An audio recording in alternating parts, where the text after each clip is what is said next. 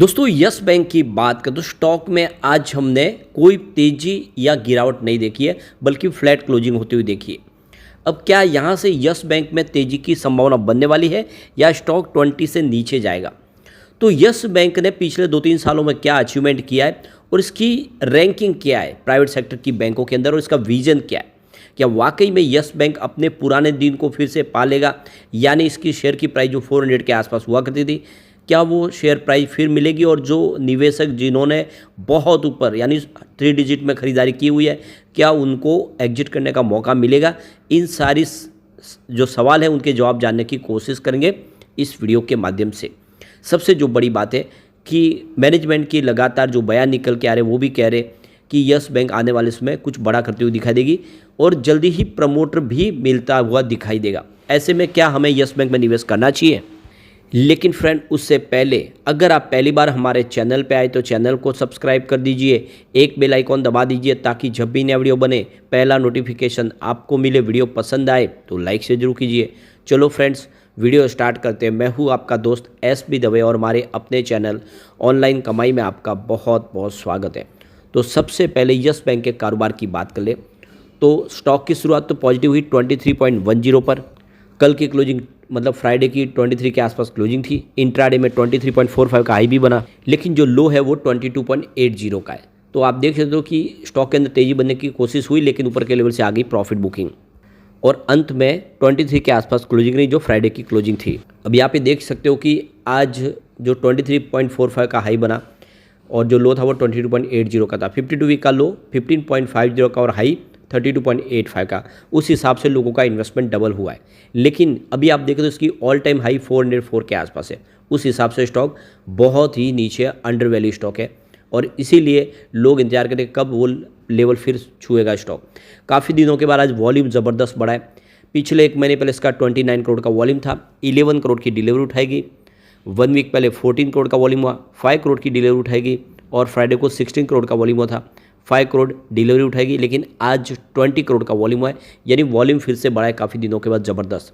पूरे बाजार में वॉल्यूम के मामले में नंबर 2 पे था यस बैंक आज। अब यहाँ पे यस बैंक के विजन की बात करें तो यहाँ पे yes bank high quality customer को अपनी तरफ आकर्षित करना चाहते हैं। अब अपनी डिजिटल टेक्नोलॉजी जो दूसरों से हटके हो उसके दम पे और जो अपनी तरफ से जो प्रोडक्ट लॉन्च किया जा रहा है उसके दम पे वो प्रीमियम कस्टमर को अपनी तरफ लाना चाहते हैं और वही उनके लिए कस्टमर बेस बनाना चाहते हैं। तो यहाँ पे देख लो कि इनका जो विज़न है कि building the finest quality large bank of the world in the India. तो ये एक तरह से इंडिया की सबसे शानदार और एक अच्छी क्वालिटी वाली बैंक बनना चाहते हैं और इसी तरफ आगे बढ़ रहे हैं। अब अगर हम इंडिया की रेवेन्यू के हिसाब से देखें तो टॉप 10 बैंक को अगर देखें तो इस लिस्ट में यस बैंक कहाँ पे आती है, ये हमें एक बार देखना है चाहिए कि आखिर इसकी रैंकिंग क्या है। तो सबसे ऊपर आपको यहाँ पे HDFC बैंक दिखाई देगा, नंबर 1 पर है और इसकी जो रेवेन्यू वो 2.05 लाख करोड़ के आसपास है। नंबर 2 पे ICICI बैंक है और यहाँ पे इसका रेवेन्यू एकदम 1,86,178 करोड़ के आसपास है। नंबर 3 पे एक्सिस बैंक आती है और इसका रेवेन्यू 1,06,155 करोड़ के आसपास है। नंबर 4 पे बैंक है कोटक महिंद्रा बैंक जिसका रेवेन्यू 67,981 करोड़ के आसपास है।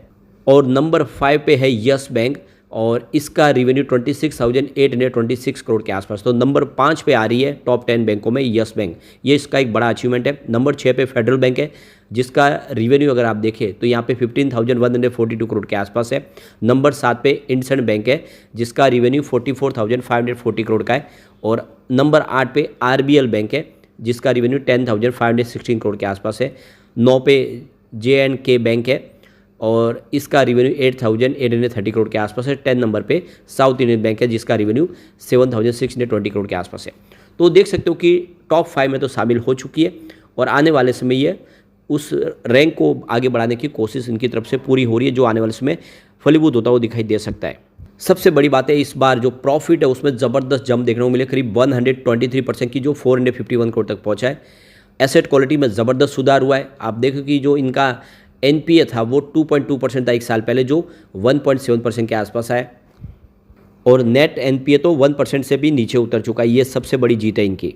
अब कुछ जो डील हुई है वो डील की तरफ चलते हैं। आखिर बड़े फंड हाउस का रुझान कैसा है स्टॉक को लेकर। तो सुबह 9:48 पर 23.10 की प्राइस से 26,10,000 शेयरों की एक बड़ी खरीदारी हुई। डील तो बहुत सारी हुई, लेकिन जो 20 लाख से ऊपर हुई है उन्हीं को इस समय हम डिस्कस करने वाले। फिर 9:57 पर 22.95 की प्राइस से 20,58,000 शेयरों की एक बड़ी खरीदारी और हुई। उसके बाद 10:56 पर 22.85 की प्राइस से 24,63,000 शेयरों की एक बिकवाली हुई।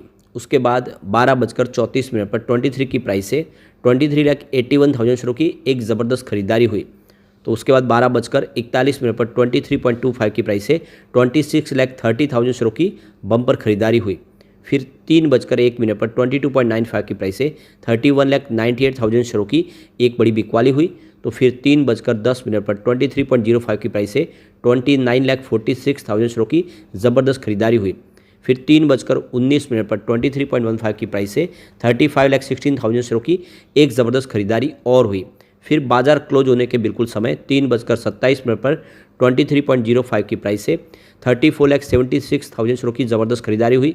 तो फिर 3:29 पर बिल्कुल बाजार क्लोज होने के समय 23 की प्राइस से 21,65,000 शेयरों की ज़बरदस्त खरीदारी हुई। तो ये क्लियरली आप समझ सकते हो कि भले शेयर की प्राइस न बढ़ी हो, लेकिन बड़े फंड हाउस ने आज जम के खरीदारी की है। बिकवाली की डील मात्र 2 है, लेकिन जो खरीदारी है वो बहुत ज़्यादा है जग। और जिस तरह से आज ये आंकड़े हैं, ये इशारा करें कि बहुत जल्द यस बैंक में एक ज़बरदस्त तेज़ी की संभावना बन सकती है। और ऐसे में लॉन्ग टर्म इन्वेस्टर के लिए मौका है कि खरीदारी कर ले इस स्टॉक के अंदर। अब एक बार हम इसके सिंपल मूविंग एवरेज को देख ले तो 5 डेज़ के हिसाब से आपको 23.13 के आसपास दिखाई देगा। 10 डेज़ का देखें तो 22.82 का सिंपल मूविंग एवरेज आपको दिखाई देगा। अगर बात करें 20 डेज़ की तो वो 23.76 के आसपास आपको यहाँ पे सिंपल मूविंग एवरेज दिखाई देगा। अगर बात करें 50 डेज़ की तो वो 23.83 के आसपास है इनका सिंपल मूविंग एवरेज। और यहाँ पे अगर बात करें 100 डेज़ की तो वो 24.40 के आसपास आपको दिखाई देगा। और 300 डेज़ की बात कर ले तो 21.26 के आसपास आपको सिंपल मूविंग एवरेज इसका दिखाई देगा। अब एक बार हम इसके कम्युनिटी सेंटीमेंट को भी देख लेते हैं। तो 67% बाई की कॉल निकल के आ रही है, 33% सेल की कॉल है और 0% होल्ड की कॉल है। इसका मतलब ये है कि बहुत ज़्यादा पॉजिटिव रुझान स्टॉक की तरफ बना हुआ है। 100 में से 67% लोग इस स्टॉक को लेना पसंद करें।